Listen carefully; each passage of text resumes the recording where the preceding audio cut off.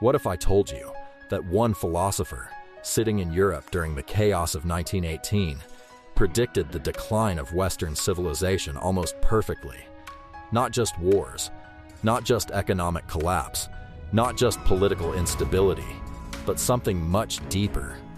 A spiritual collapse, a cultural exhaustion, a civilization slowly losing its soul. And the strangest part? Almost nobody listened. Today, more than 100 years later, people are looking around the modern world and asking a terrifying question. Was he right all along? This is the story of a forgotten philosopher named Oswald Spengler and his controversial masterpiece, The Decline of the West, published in 1918. A book so powerful, so disturbing, that it shocked intellectuals across Europe. Because Spengler didn't believe civilizations lived forever. He believed civilizations were like living organisms. They are born, they grow, they peak, and eventually, they die. And according to him, Western civilization had already entered its final stage.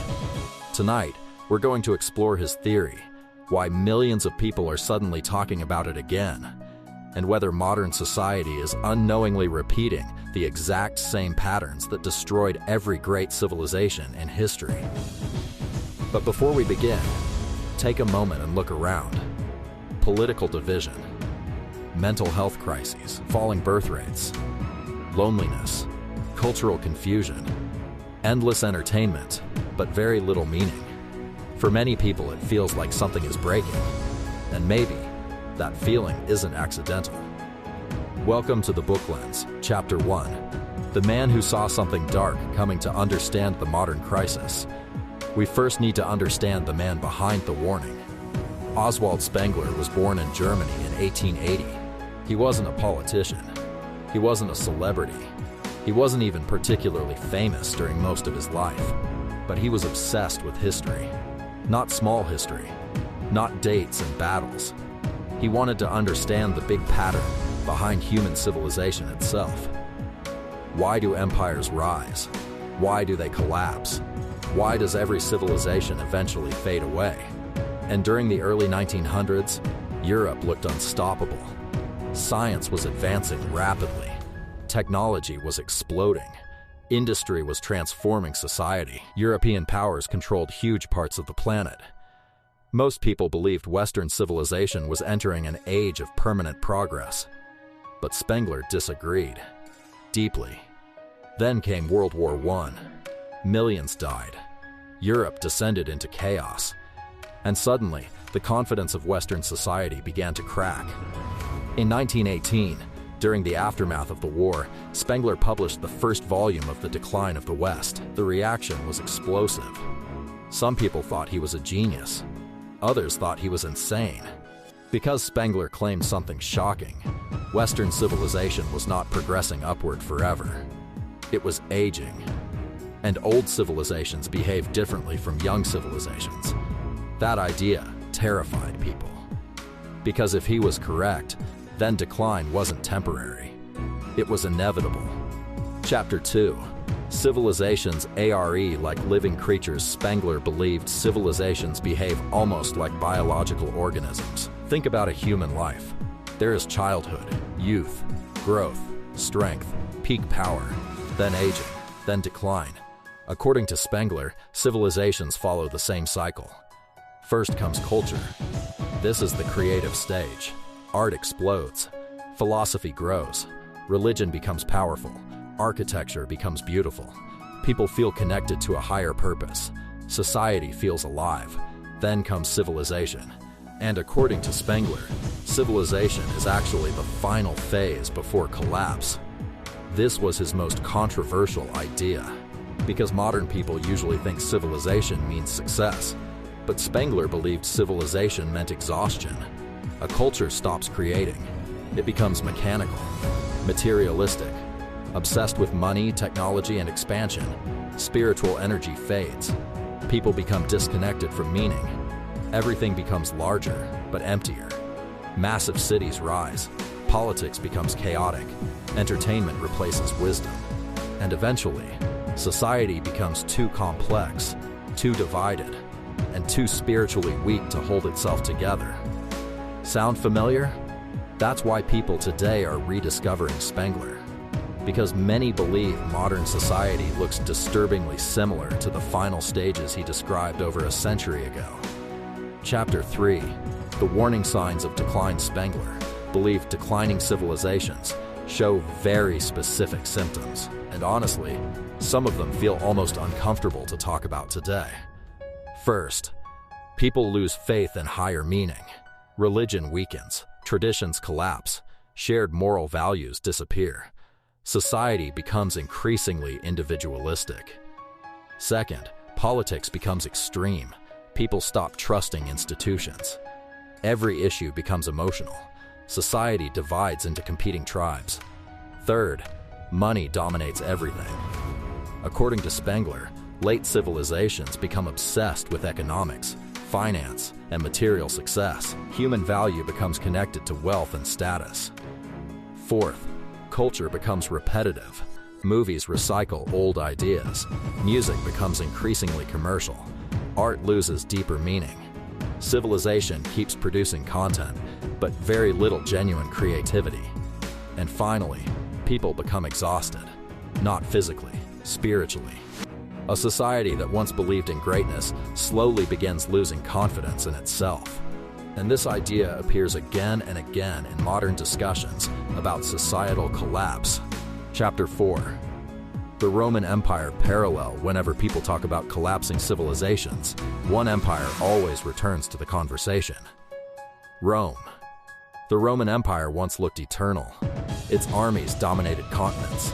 Its roads connected civilizations. Its engineering amazed the world. People living inside Rome probably thought collapse was impossible, but history tells a different story. Rome didn't disappear overnight. It declined slowly. Morally, politically, economically. Internal division increased. Political corruption spread. Citizens lost faith in institutions. Luxury expanded while social unity weakened. And eventually, the system became too fragile to survive major pressure.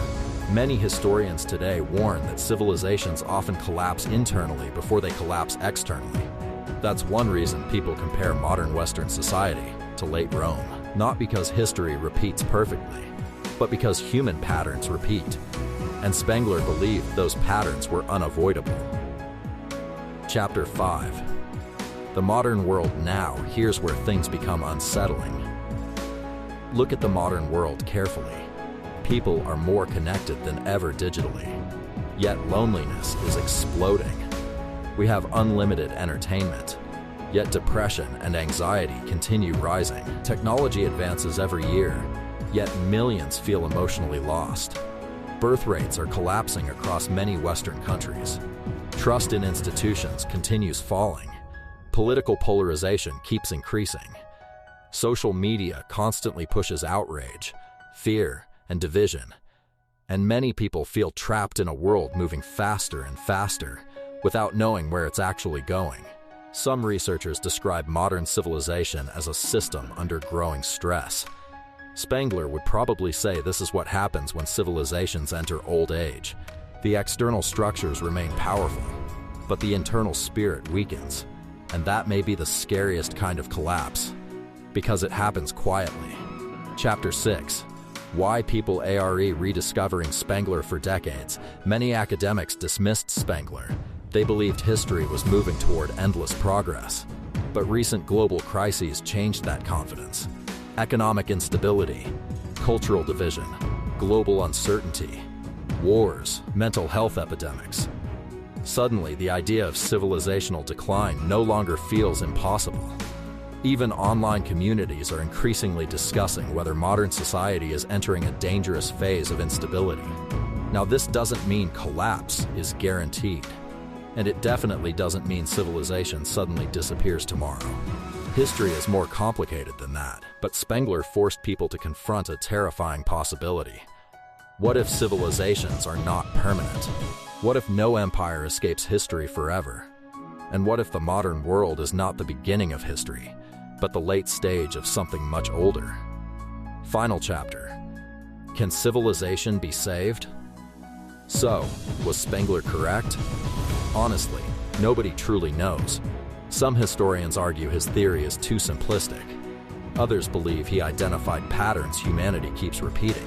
But regardless of whether his predictions become fully true, his warning still matters. Because civilizations do not survive automatically. They survive when people believe in something bigger than themselves. When cultures create meaning. When societies maintain purpose. When individuals protect wisdom instead of replacing everything with distraction.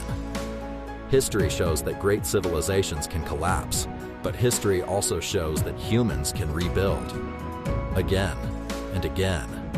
And maybe that's the real lesson, not fear, responsibility. Because every civilization eventually reaches a moment where people must decide. Will we continue drifting? Or will we rebuild meaning before it's too late? And maybe that question is not about ancient Rome, or Europe, or politics. Maybe it's about us. Right now, sitting here, watching this video, wondering where the modern world is heading next, and perhaps the future of civilization depends on how we answer that question.